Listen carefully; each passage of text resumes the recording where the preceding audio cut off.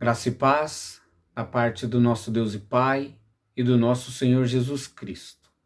Nesse momento, nesse vídeo, nós vamos continuar estudando a carta do apóstolo Paulo aos Filipenses e eu acredito que Deus tem uma palavra especial para o teu coração. Então fique comigo. Antes de começarmos a expor, vamos orar ao Senhor, pedindo para que Ele fale aos nossos corações, para que Ele ministre as nossas vidas, pedindo também pela minha vida, pela tua vida de uma maneira especial, para que o Senhor cuide de nós no meio dessa confusão e no meio dessa pandemia que estamos vivendo, contando sempre com o cuidado do Senhor. Então nós vamos pedir agora para que Ele cuide de nós. Ore comigo. Senhor, nós estamos aqui agradecidos, ó Pai, pelo cuidado até aqui. Estamos aqui, ó Deus, sabendo que a causa de não sermos consumidos é pelas tuas inesgotáveis misericórdias, Senhor, que se renovam todas as manhãs. Então pedimos, ó Deus, que essa bondade, essa misericórdia do Senhor, ó Deus, continue nos alcançando, nos fortalecendo, Deus, para vencer os dias maus. Por favor, ó Deus, estenda a tua mão sobre o teu povo, estenda a tua mão sobre esse irmão que está assistindo essa aula, Deus, e toque no seu coração. Ministre, Pai, através da tua palavra também a vida dele. E pedimos, ó Deus, que o Senhor olhe para o nosso Brasil, Pai, por tudo que temos passado, pelos sofrimentos, ó Deus, que temos vivenciado nesses dias, ó Deus, de pandemia, quarentena, crise econômica, Senhor, a saúde, colapso, Senhor. Então, se não for o Senhor, o que seria de nós? Então, depositamos a nossa esperança no Senhor, a nossa confiança em Ti. Oramos a Ti agora pedindo que o Senhor também fale conosco através da Tua palavra, Deus, através desse estudo, e que sejamos completos, ó Deus, cheios, abençoados pelo Senhor, ó Pai. Oramos assim em nome de Jesus. Amém? Amém. Já estudamos no último vídeo, na última aula, o capítulo 1 da carta do apóstolo Paulo aos Filipenses. E nesse momento nós vamos meditar um pouco mais no conteúdo da carta do apóstolo Paulo, ainda em Filipenses, no capítulo 2. Então, se o irmão quiser abrir a Bíblia aí na sua casa, no capítulo 2 de Filipenses, nós vamos meditar aqui nesse texto profundo, com ensinos teológicos impactantes e importantes para a minha vida e para a sua vida, e foi importantes para a vida da igreja de Filipenses, tá? Nós já falamos que essa era uma igreja que o apóstolo Paulo amava, uma igreja que foi fundada, e nós vimos ali em Atos, baseados em alguns eventos, conversão de Lídia, conversão daquela mulher que era adivinha, do centurião romano dentro da prisão, quando Paulo e Silas louvam e cantam e adoram ao Senhor ali na prisão, onde as portas foram abertas e aquele centurião se converteu. Então, no meio de um alvoroço que o apóstolo Paulo, enquanto pregava a palavra, fez ali em Filipos, a igreja foi constituída, muitos passaram a crer. E essa igreja então se fortaleceu, ela se fortificou, ela se tornou companheira, parceira de Paulo em suas viagens missionárias, sabe, na forma como ele compartilhava a palavra de Deus e o abençoava. E o apóstolo Paulo, então, ele escreve essa carta para dizer o quanto ele estava alegre, o quanto ele estava feliz com esse auxílio dos irmãos ali de Filipos. Filipenses, ela fazia parte, é uma colônia romana, então todos os cidadãos, aqueles eram cidadãos de prestígio, eram cidadãos romanos, A cidade era uma cidade próspera, mas era uma cidade que já estava começando desde um tempo a ter problemas por se constituir ou por se denominar cristã, né? Os irmãos ali, eles estavam mantendo uma fé, e até que o apóstolo Paulo diz que manter a fé ali era um privilégio, porque eles não foram chamados apenas para crer em Cristo, mas também para sofrer pelo nome de Cristo, à semelhança do próprio apóstolo que escreve essa carta preso em Roma. E ele dá um recado para essa igreja. E nesse primeiro capítulo, que a gente já fez um apanhado, ele dá ação de graças, ele agradece a Deus pela vida dessa igreja, ele fala então do seu ministério, onde que ele está, e no capítulo 1, versículo 27, o apóstolo Paulo ele começa a descrever que essa igreja ela precisa viver de uma maneira digna do evangelho. No capítulo 1, versículo 27, ele diz: não importa o que aconteçam, exerçam uma cidadania de maneira digna do Evangelho de Cristo. Quer que eu vá, quer que eu fique, quer que eu apenas ouça a falar de vocês, ele diz, tanto na minha ausência como na minha presença. Tanto que eu ouça falar de vocês, eu quero saber que vocês permaneceram firmes, num só espírito, lutando unânimes pela fé evangélica, sem de forma alguma deixar-se intimidar por aqueles que se opõem a vocês. Então o apóstolo Paulo apela para aquela igreja ali que ela mantenha a unidade, que ela mantenha uma firmeza, um só espírito, que eles sejam unânimes em defender a fé evangélica e que nada ou de forma alguma que eles sejam intimidados pelas palavras que vinham de fora, os ataques externos ou os ataques internos. Né? E aí ele declara então, para vocês tiveram um privilégio, não apenas de crer em Cristo, mas também de sofrer por Ele. No capítulo 2, então, que é a nossa unidade de exposição, o apóstolo Paulo, ele traz alguns pontos importantes aqui. Ele retrata primeiro a humildade de Cristo e a humildade cristã, né? Ou seja, nós que vamos viver baseados no exemplo de Cristo. E então, dentro desse conceito de que nós devemos viver de uma maneira digna do Evangelho, em unidade, talvez essa é uma palavra que fale ao teu coração e fale ao meu coração. Porque estamos vivendo num momento de sentir saudades. Temos sentido saudade dos nossos momentos de comunhão, dos momentos em que eu podia, meu irmão, ministrar para você pessoalmente, olhando nos seus olhos, tete a tete. Sabe, onde eu podia cumprimentar com um aperto de mão, com um abraço. Dizer a paz de Deus esteja com vocês. O como eu sinto saudade disso. Esse isolamento que estamos passando, essa quarentena. Sabe, era o que o apóstolo Paulo estava olhando para Filipos e falando, olha, vocês precisam permanecer unidos. Vocês precisam permanecer firmes nessa fé evangélica. E ele olha para essa realidade que muitas vezes nós não damos valor. Diz que essa é uma condição que a igreja precisa se pôr. Quando estamos reunidos, parece que tanto egoísmo floresce no nosso coração, tanta vaidade floresce em nossa alma. E essa carta aqui, esses versos que vamos ler, ele parece realmente uma refutação do apóstolo Paulo a esses nossos problemas de relacionamento, a essa indiferença que nós temos um para com o outro, de não valorizar um ao outro.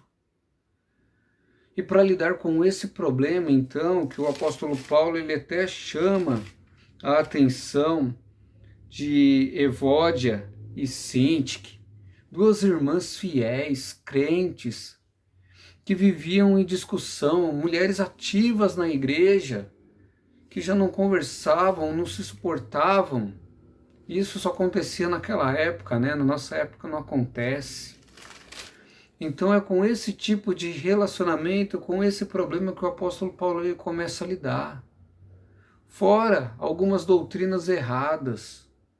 E qual é a forma que o apóstolo Paulo ele vê para corrigir uma igreja que estava com problema de unidade, que estava com problema de não experimentar a plenitude da comunhão, de valorizar esse momento de abraçar, que é uma igreja que já não valorizava mais esses momentos gostosos que eu e você hoje estamos sentindo falta.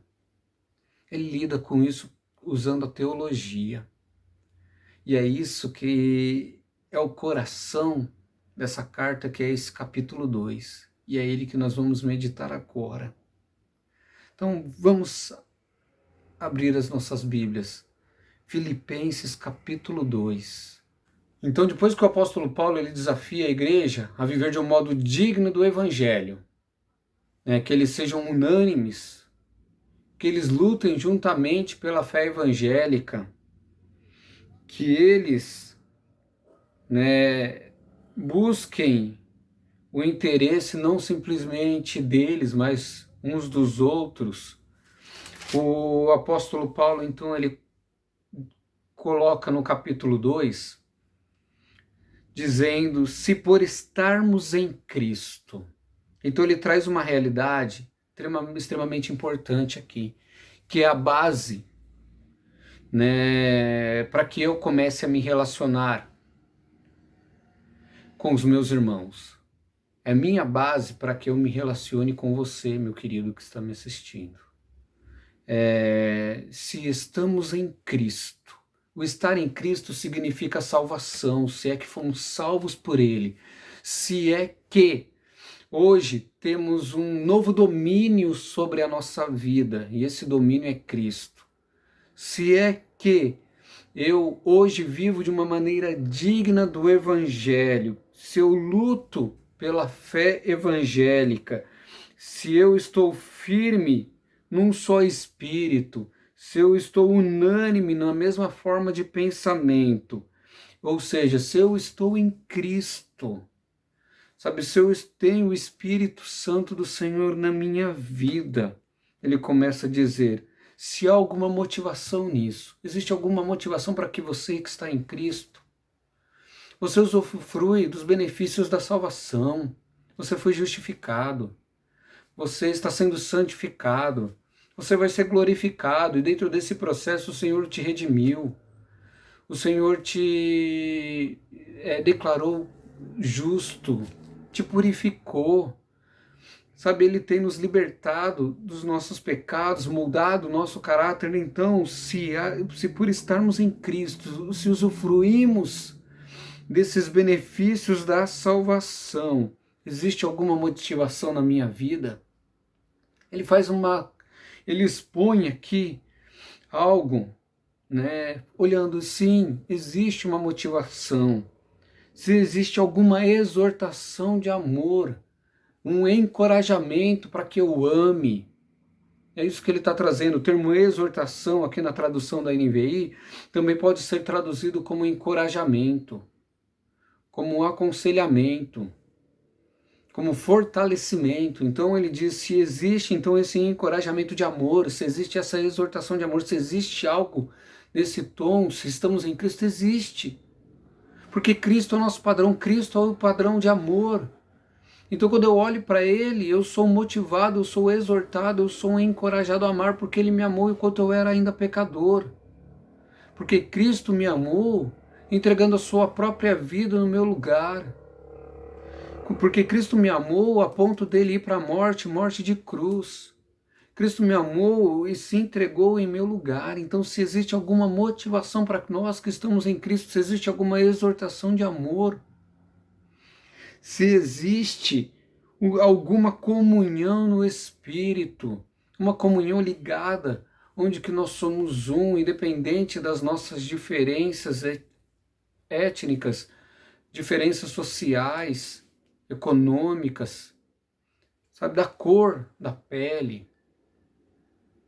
Porque quando ele prega para essa igreja, nós vemos ele tratando ali com pessoas diferentes. Nós vemos ele tratando com Lígia, grega. Nós vemos a mulher que foi apanhada ali fazendo as suas feitiçarias e as suas adivinhações, uma outra pagã. Nós vemos um cidadão romano, sabe, pessoas diferentes, gentias, todas, mas encontrando graça, porque o evangelho, sabe, é a salvação para todo que crê. E então o apóstolo Paulo fala: se existe então uma comunhão no Espírito, existe. E essa comunhão no Espírito, o Espírito é esse elo ligador da igreja, que mesmo com as diferenças nós podemos viver unidos. Ele compartilha dons para que nós podemos abençoar uns aos outros, edificar, porque a função do dom espiritual é essa: glorificar a Deus e edificar ao próximo. Ele não foi feito para que eu seja abençoado, mas para que as pessoas fossem abençoadas através da minha vida. Ele fala se existe alguma profunda afeição e compaixão. Afeição, se existe algum carinho, se existe alguma motivação para que isso aconteça, alguma afeição. Sabe, para que eu possa me compadecer, ter compaixão, me achegar até você. Então, baseado nessas motivações, porque nós estamos em Cristo, se existe alguma motivação, alguma exortação de amor, alguma comunhão no Espírito, se existe alguma profunda afeição e compaixão, completem a minha alegria, tendo o mesmo modo de pensar. Ele fala, não é que eu quero que todo mundo seja igual, mas a igreja ela tem um propósito maior, que é glorificar a Deus, compartilhar essa mensagem com outros. Então, dentro dessa gama e dentro desse alvo maior da igreja, nós precisamos ter o mesmo modo de pensar. É isso que o apóstolo Paulo ele define. Então, tenha o mesmo modo de pensar, e nisso você vai completar a minha alegria. Eu já sou alegre com vocês. Mas eu vejo que vocês têm problemas de unidade, problemas de comunhão. Então, vocês precisam lutar unânimes pela fé, porque assim você está vivendo de modo digno do Evangelho. Vocês têm uma comunhão do Espírito, então tem o mesmo modo de pensar. É que o apóstolo Paulo ele traz aqui. O mesmo amor, um só Espírito, uma só atitude. Então ele traz esse vínculo da comunhão que é a unidade, a koinonia. Ele expõe essa importância na vida cristã, porque uma das coisas que caracterizam a igreja do Senhor é que nós somos um. O mundo os conhecerão porque vocês são um. É o que Jesus lhe diz. E nisto conhecerão os que são os meus discípulos, que vocês amam uns aos outros. É esse princípio que o apóstolo Paulo está falando, isso vai completar minha alegria, porque vocês estão vivendo baseado naquilo que eu ensinei, na exortação, sabe, no fato de estar em Cristo, essa motivação, essa exortação de amor, essa comunhão no Espírito, essa profunda afeição, essa compaixão te faz viver essa unidade profunda. Se existe alguma humildade. Ele diz então sobre essa humildade dos crentes, dizendo que nós não podemos ter ambição egoísta e nem vaidade. A gente vive nessa geração egoísta, cheia de vaidade, sabe? E talvez você esteja percebendo muito a respeito disso nessa época que nós estamos vivendo. Porque agora no seu coração tem despertado uma saudade pelo seu irmão, uma saudade de você poder cantar ao lado dele, ouvindo aquela voz que muitas vezes você criticava, uma saudade de poder sair da tua casa, de visitar alguém em quem você ama, uma saudade de um aperto de mão e de um abraço. Mas até esse tempo que nós estamos vivendo, nós estávamos tão egoístas, que só nos importava a nossa vida, aquilo que estávamos vivendo. Hoje estamos todos iguais, debaixo do mesmo patamar, então Deus orquestra todas as coisas e faz com que todas as coisas cooperem para o nosso bem. E agora Ele está nos trazendo uma lição de humildade, trazendo de volta ao nosso coração a importância de vivermos unidos, a importância da comunhão, dizendo: considere o outro superior a si mesmo. Não se preocupe somente com aquilo que é seu, mas também com o que é do outro. Então o apóstolo Paulo, ele fortalece essa ideia, dizendo: olha, você precisa compreender que o cristianismo ele é baseado na humildade. Que o cristianismo ele tem esse princípio de que eu me importo com o meu irmão, aquele que está passando fome, aquele que está passando dificuldade no meio de uma pandemia. O desafio da palavra de Deus, ela se renova. Então, se nós estamos em Cristo, nós precisamos avaliar tudo isso daqui. Precisamos avaliar se existe alguma motivação para que nós venhamos mudar a nossa atitude. Para que nós venhamos nos preocupar mais com os nossos irmãos. E a base não é simplesmente a necessidade dele, mas a base para que a mudança aconteça na minha vida, a base para que eu viva de um modo digno do Evangelho é o estar em Cristo. Se por estarmos em Cristo temos alguma motivação, a motivação para essa mudança começa nele. E avalia tudo isso dentro do seu coração, meu irmão.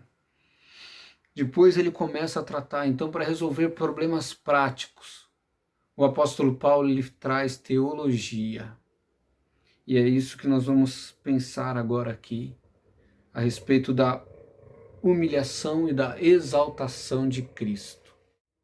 Como eu disse, meu irmão, para tratar então com problemas práticos, com problemas de conduta, o apóstolo Paulo ele é acostumado a trazer teologia. O apóstolo Paulo ele entende que para que eu e você consigamos viver uma vida de maneira digna do Evangelho, nós precisamos conhecer a Deus, a sua vontade, os seus atributos. Então, para que eu conheça a Deus, eu preciso estudar os seus atributos, eu preciso conhecer a respeito dele. Então, aquele papo moderno de que eu quero Deus, mas eu não quero esse negócio de teologia, eu não quero estudar, porque a letra mata, o Espírito vivifica, eu só quero chegar na igreja, levantar a mão e fechar os meus olhos e entrar numa outra atmosfera. No argumento do apóstolo Paulo isso não existe. Porque para que você viva de maneira digna do Evangelho, você precisa estar em Cristo. E quando você está em Cristo, você se importa com o que Ele ensina. Você se importa com quem Ele é. E uma demonstração de que nos importamos quem Ele é, conhecendo a respeito dEle. Não tem outro caminho de conhecer a respeito do Senhor Jesus, conhecer a sua pessoa, a não ser através das Escrituras Sagradas, do qual nós precisamos estudar. Então o apóstolo Paulo ele traz uma doutrina que é cristologia. Se nós, quisermos estudar sobre a pessoa de Cristo, sobre a sua vida, a teologia a respeito de Cristo, né? Não tem como não ler esse texto de Filipenses, tá? E começa no versículo 5 do capítulo 2, que diz: se a atitude de vocês seja a atitude de vocês a mesma de Cristo Jesus, que embora sendo Deus, não considerou que o ser igual a Deus era algo que deveria se apegar, mas esvaziou-se a si mesmo, vindo a ser servo, tornando-se semelhante aos homens, e sendo encontrado em forma humana, humilhou-se a si mesmo e foi obediente até a morte, e morte de cruz. Por isso Deus lhe exaltou a mais alta posição. Ele deu um nome que está acima de todo nome, para que ao nome de Jesus se dobre todo o joelho, nos céus, na terra e debaixo da terra. E toda língua confesse que Jesus Cristo é o Senhor, para a glória de Deus Pai. Amém. Um cântico, né, também a semelhança de Colossenses, capítulo 3, do livro de Colossenses. A igreja, alguns da igreja entendem que isso aqui já era um hino que era cantado na época, mas é importante a gente perceber como o apóstolo Paulo, para lidar com problemas práticos, ele traz a teologia, e a teologia aqui é trazer a respeito de Jesus Cristo. Então, para falar sobre humildade, para falar que eu preciso considerar o meu irmão superior a mim, para falar sobre essa ideia de comunhão, sobre o deixar de ser egoísta, de ter sentimentos de vaidade. Ele nos desafia a olhar para Jesus e dizer: olha, você precisa ter o mesmo sentimento que houve em Cristo Jesus. A NVI traduz isso como atitude de Cristo Jesus, porque vai além do sentimento, vai além de uma emoção. A NVI então traz: faça como Cristo fez, tá? Então, que embora sendo Deus, não considerou que o ser igual a Deus era algo que devia se apegar. A gnosis aqui, o Cristo se esvaziando, né? Depois ele entrando, ele se esvaziou e tomou a forma humana. Que Deus, ele não está perdendo os atributos divinos, é uma coisa que nós precisamos tomar atenção. O que ele não considerou que ser igual a Deus era algo que deveria se apegar, era viver com a glória que ele tinha antes de vir ao mundo, a glória que ele tinha junto do Pai. Então Jesus deixou a sua glória, ele deixou a eternidade, entrou no nosso mundo para nos levar para a eternidade. Mas essa ideia aqui, ele está falando, olha, ele não considerou que ser igual a Deus era algo que ele deveria se apegar. A glória que Deus tinha, a glória que Deus tem, sabe, essa representação. Quando a gente diz que ele se esvaziou, ele não se esvaziou dos atributos divinos e da sua divindade, ele veio como homem, ele continuou sendo Deus, que mesmo sendo Deus, ele diz, Cristo, ele sendo Deus, ele continua sendo Deus, mas ele não considerou que o ser igual a Deus no sentido de glorioso, no sentido de espírito, não, ele considerou que não era isso que ele deveria se apegar antes. O texto ele diz que ele se esvaziou de si mesmo, ele se esvaziou da sua glória. Ele se esvaziou então dessa realidade divina, né, soberana ali, espiritual. Ele se esvaziou de si mesmo, tornando-se semelhante a homem. Então, dentro desse se despir de Cristo, da glória de Cristo, nós vemos que antes dele se desfazer dos atributos divinos, porque ele não se desfez desses atributos, antes ele tomou a forma de homem, ou seja, ele colheu para si atributos divinos. Podemos dizer que então que o autoesvaziamento de Cristo não está ligado com o fato dele perder os atributos de Deus, o seu poder, a sua onisciência, a sua onipresença. Ele simplesmente não o utilizou para facilitar, então, diante do pecado, diante das tentações, porque ele precisava passar por todas as coisas como um homem. Então, nesse autoesvaziamento, ele assumiu os atributos humanos. Ele se tornou como homem para poder ser o meu substituto perfeito, o seu substituto perfeito, alguém que carregou os meus pecados e os seus pecados ali na cruz do Calvário. E aqui começa então uma humilhação daquele que era Deus, aquele que era eterno, aquele que participava da glória do Pai.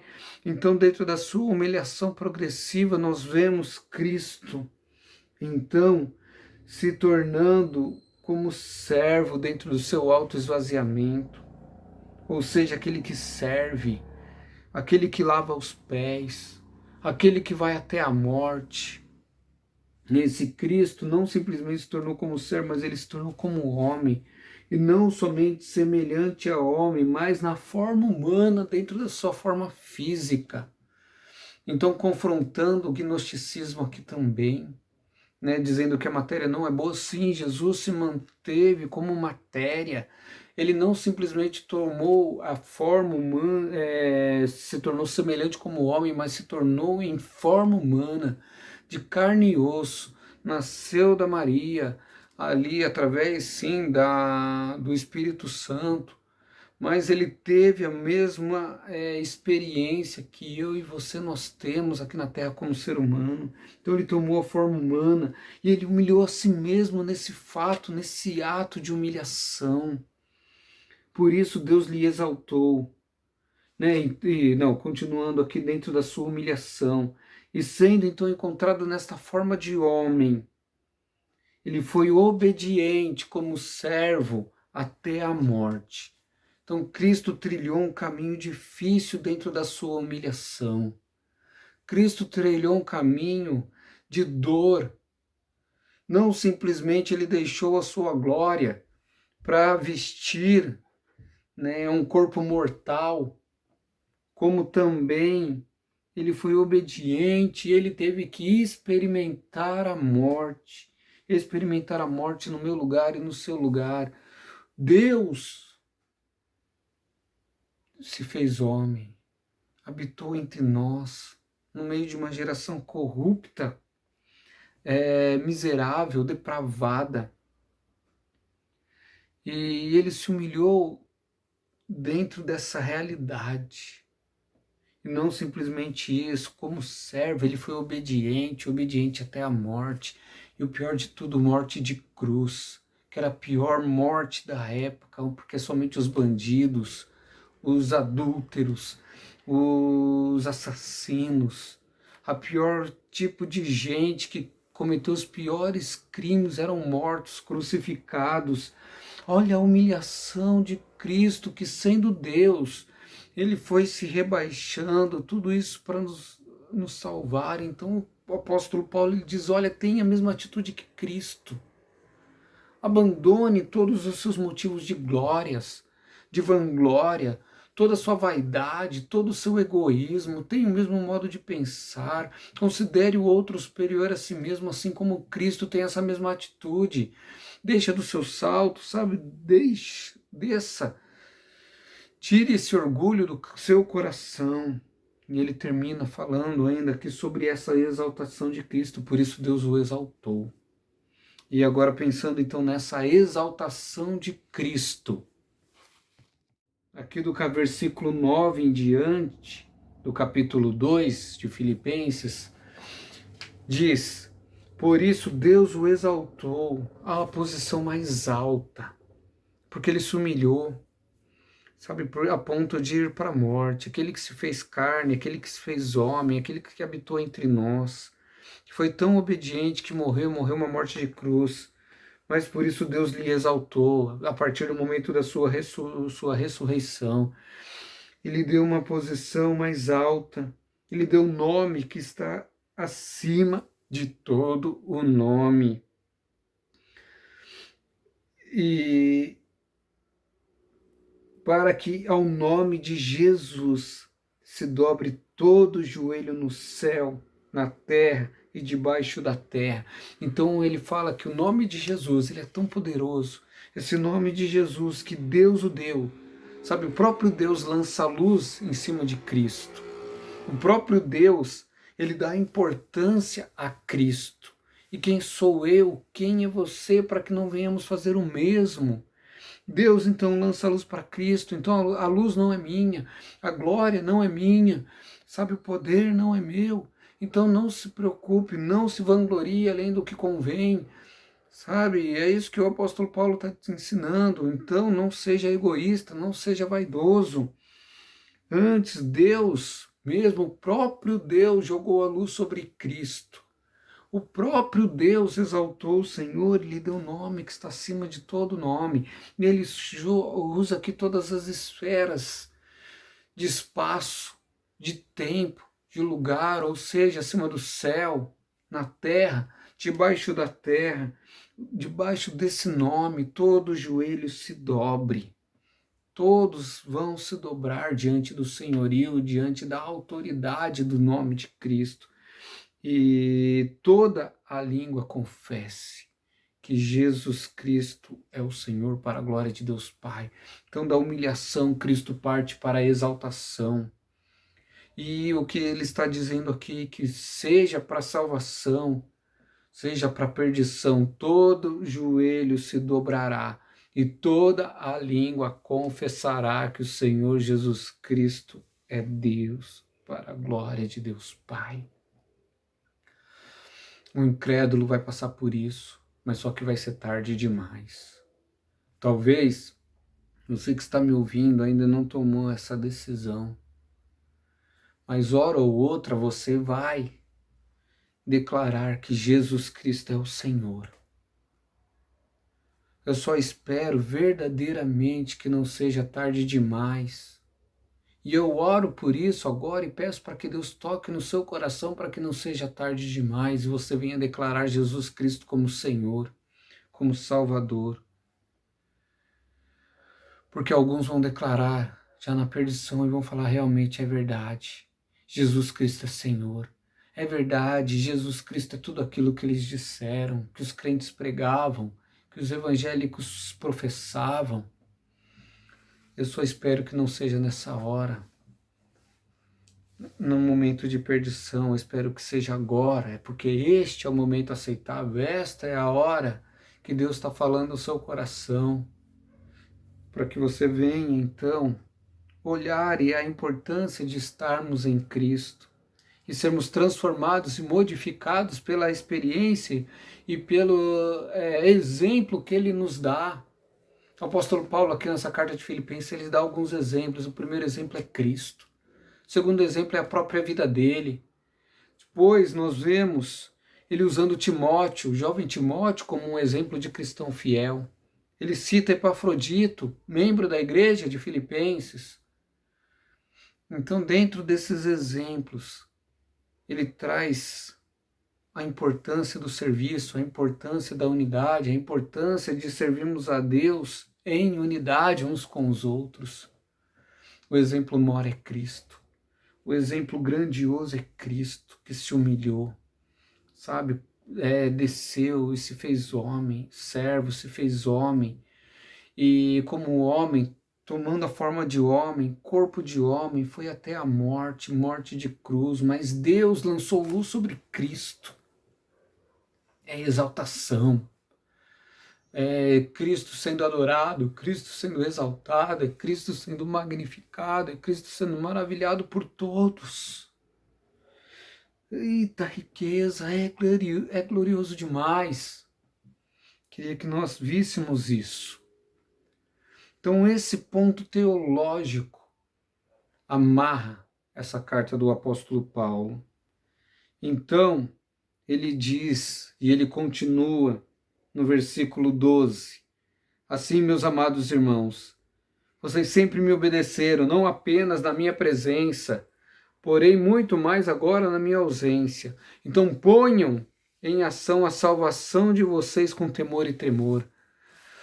Ponham em ação a salvação de vocês, ou seja, ele repete a ideia de que eu e você, nós devemos viver de modo digno do Evangelho, que eu e você encontramos sim uma motivação em Cristo.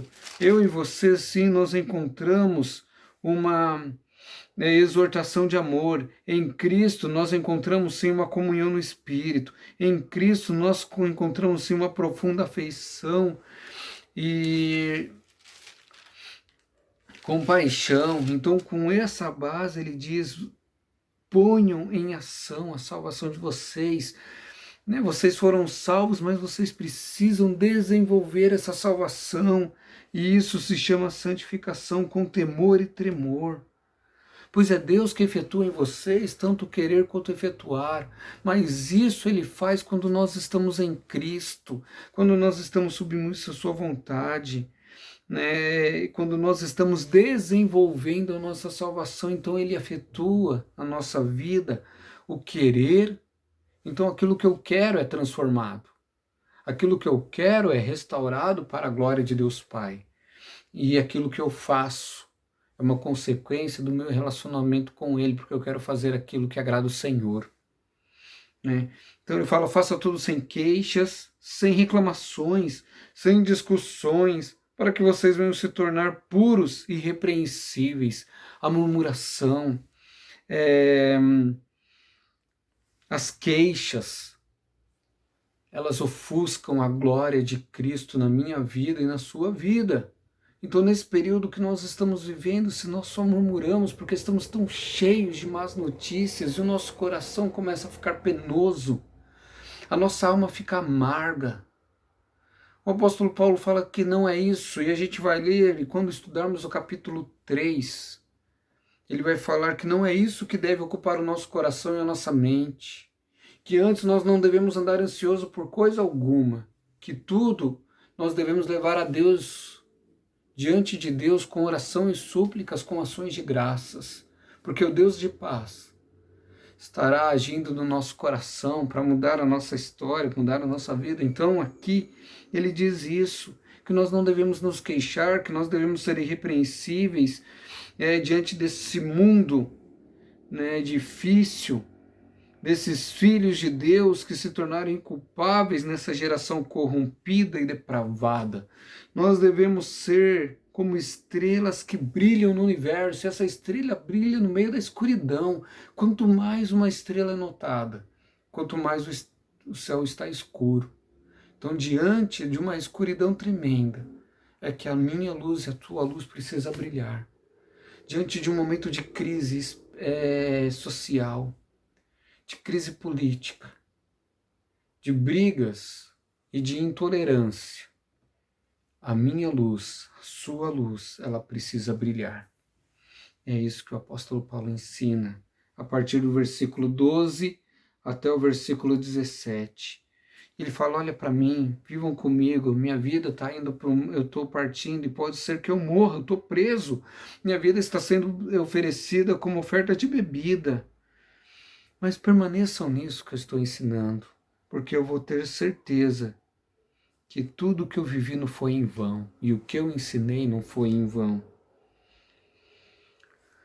E ele termina dizendo, o capítulo 2, olha, eu vou te enviar Timóteo, né, espero que o recebam bem. E Epafrodito está voltando, esse participante do ministério que veio trazer donativos para mim, mas ele ficou doente. Isso me causou tristeza, me causou tremor, eu orei a Deus para que ele fosse curado. Né? E ele diz que ele dá graças ao Senhor porque Epafrodito agora estava indo ali para Filipos de volta, para a igreja de Filipenses, não somente levando mensagens ou uma posição a respeito do apóstolo Paulo, mas ele estava voltando curado, e isso trazia uma alegria no coração de Paulo, porque mesmo diante da tristeza de estar preso, ele não podia ter uma tristeza ao ponto de que alguém que partiu para ajudá-lo morresse nesse caminho. Então, quando Epafrodito vai como uma testemunha da ação de Deus de volta para Filipos, o apóstolo Paulo, me alegro por isso, porque o Senhor o curou, porque o Senhor esteve presente, não me deixou ter essa tristeza, né? E eu sei que esse Deus, ele pode suprir toda a sua necessidade como tem suprido a minha. Essa é a mensagem do apóstolo Paulo aqui no capítulo 2 de Filipenses. E essa é a mensagem que eu queria compartilhar com você. Nós vamos pensar no próximo vídeo, no capítulo 3. O apóstolo Paulo termina, ele continua essa ideia. Não perca. Que Deus abençoe muito a sua vida. Se você gostou desse estudo, se você tiver alguma dúvida, eu estou à disposição. Dá um like. Comenta na página aí da IBBC, Que Deus abençoe sua vida, sua família, te proteja, te livre do mal. Deus o abençoe em nome de Jesus. Amém.